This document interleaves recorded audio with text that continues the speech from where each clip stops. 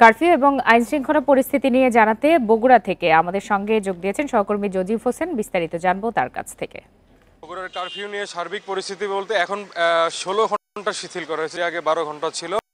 অর্থাৎ ভোর 6টা থেকে রাত্রি 10টা পর্যন্ত কিন্তু এই কারফিউ শিথিল করা হয়েছে এবং এই কারফিউ শিথিলের মধ্যে কর্মব্যস্ত যে মানুষেরা রয়েছেন, চাকরিজীবী রয়েছেন, ব্যাংক বিমাতে যারা চাকরি করেন তারা কিন্তু এই কর্মব্যস্ততার মধ্যে আবার ফিরে গেছেন। আমরা আসলে প্রত্যেকটি পেশার মানুষের সাথে কথা বলার চেষ্টা করেছিলাম। তারা যেটি জানিয়েছেন যে আসলে তারা যে দেশের যে অস্থিতিশীল পরিস্থিতি হয়েছিল, এই অস্থিতিশীল পরিস্থিতির মধ্যে তাদের জীবন জীবিকা নির্বাহ এবং কর্মক্ষেত্রে যাতায়াতের সময় তাদের অসুবিধা হচ্ছিল এবং যাতায়াতেও অনেক ভোগান্তি পোহাতে হচ্ছে এই কয়েকদিন।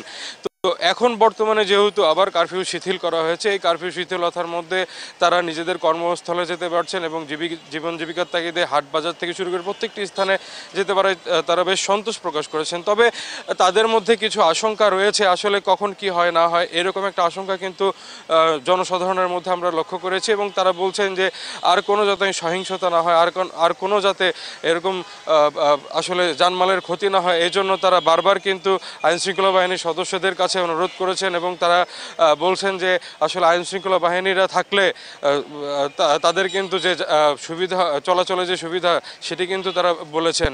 এবং আপনাকে একটি বিষয় জানিয়ে রেখি যে মার্কেট কর্তৃপক্ষ, ব্যবসায়ীরা যারা রয়েছেন তারা কিন্তু সবসময় এই আইনশৃঙ্খলা বাহিনীর নিরাপত্তার চাদরে ঢেকে আছেন এবং তারা যাতে কোনো ধরনের সহিংসতার শিকার না হয় এই জন্যও কিন্তু আইনশৃঙ্খলা বাহিনী সদা তৎপর রয়েছে।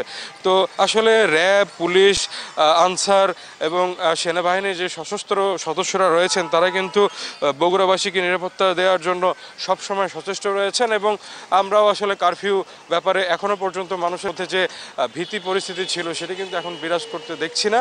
তো এই ছিল বগুড়া থেকে সার্বিক পরিস্থিতি।